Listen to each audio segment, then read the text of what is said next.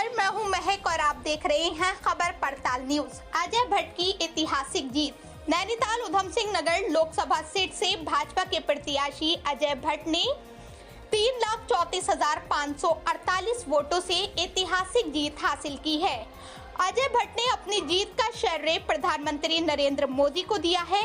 उन्होंने कहा कि एनडीए की सरकार बन रही है और प्रधानमंत्री मोदी के नेतृत्व में भारत की तीसरी आर्थिक शक्ति बनेगी। नैनीताल उधम सिंह नगर लोकसभा सीट से दूसरी बार सांसद चुने जाने के बाद जीत का प्रमाण पत्र लेने रुद्रपुर की बगबाड़ा मंडी में बने मतगणना स्थल पर पहुंचे।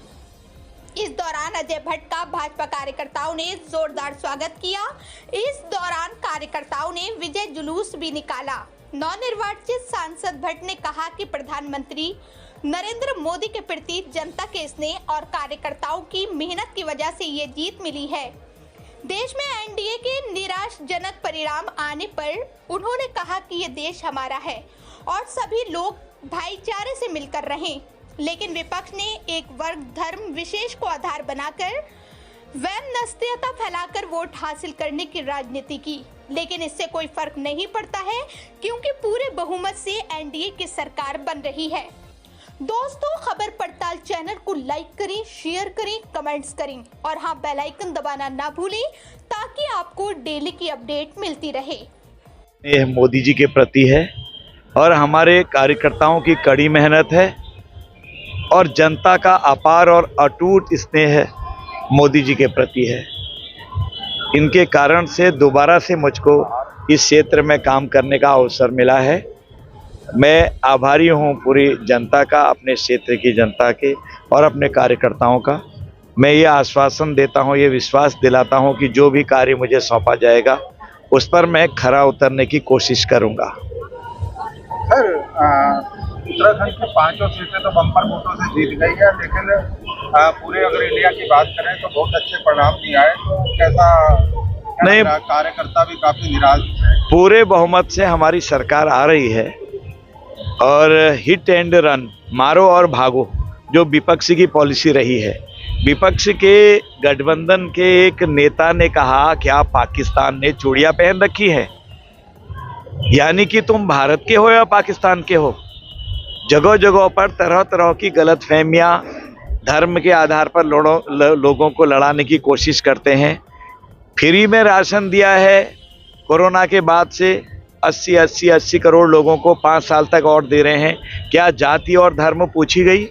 3 वैक्सीन हम सब लोगों ने कोरोना में लगाई, क्या जाति पूछी गई, धर्म पूछा गया? 5 लाख रुपए का इंश्योरेंस एक किस्म से किया गया जो आयुष्मान कार्ड है, क्या जाति धर्म पूछा गया? कभी नहीं पूछा गया।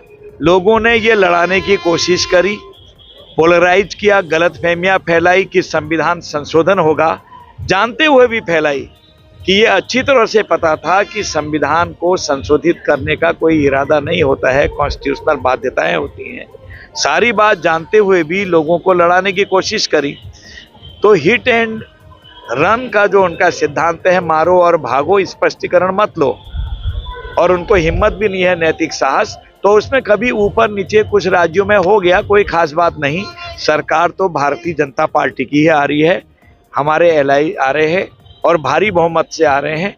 जो हमने देश के लिए संकल्प लिया है मोदी जी ने कि इस बार तीसरी आर्थिक शक्ति बनना, 2047 में विश्व के विकसित देशों पे खड़े होना, अग्रणी होना, उस पर काम ही नहीं, खाका ही नहीं बन गया, बल्कि काफी आगे तक हम बढ़ गए हैं।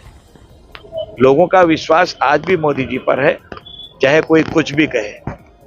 बट जी क्या कहेंगे, मोदी फेस पे फर्क नहीं पड़ता है, ये होते रहता है। देश का जातिगत समीकरण आप जानते हैं, देश को किस तरह से कैसी भाषा शैली लोगों ने बोली कि हम मुस्लिम भाइयों को आरक्षण दे देंगे, जानते हुए भी, जबकि कॉन्स्टिट्यूशनल बाध्यता क्या कहती है ये भी जानते हैं। मैंने कहा ना कि हमने इतने फ्री में मकान दिए, एक भी अगर कोई जाति धर्म वर्ग पूछा है तो बताइए, किसी से नहीं पूछा। हम चाहते हैं कि सब लोग भाईचारे से मिलके रहें। ये देश हमारा सबका है, गुलदस्ता है, लेकिन विपक्ष चाहता है कि एक वर्ग विशेष, एक धर्म विशेष के हमारे वोट हैं, उनको आधार बनाकर हम लोगों में वह मनुष्यता फैलाते रहें, ये छोटा है, ये बड़ा है, ये अगड़ा है, ये पिछड़ा है, गलत फहमियाँ फैलाते रहें और स्पष्टीकरण सुने नहीं और लोगों को जैसे ही बोलने का अवसर मिलता है आप सदन से भी भाग जाते थे।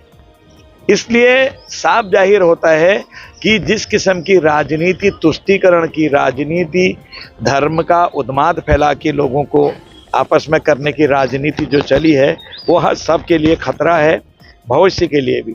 हम तो इतना ही कहेंगे कि विपक्ष के नादान लोगों को, बचकाने लोगों को प्रभु सन्मति दे। अभी 20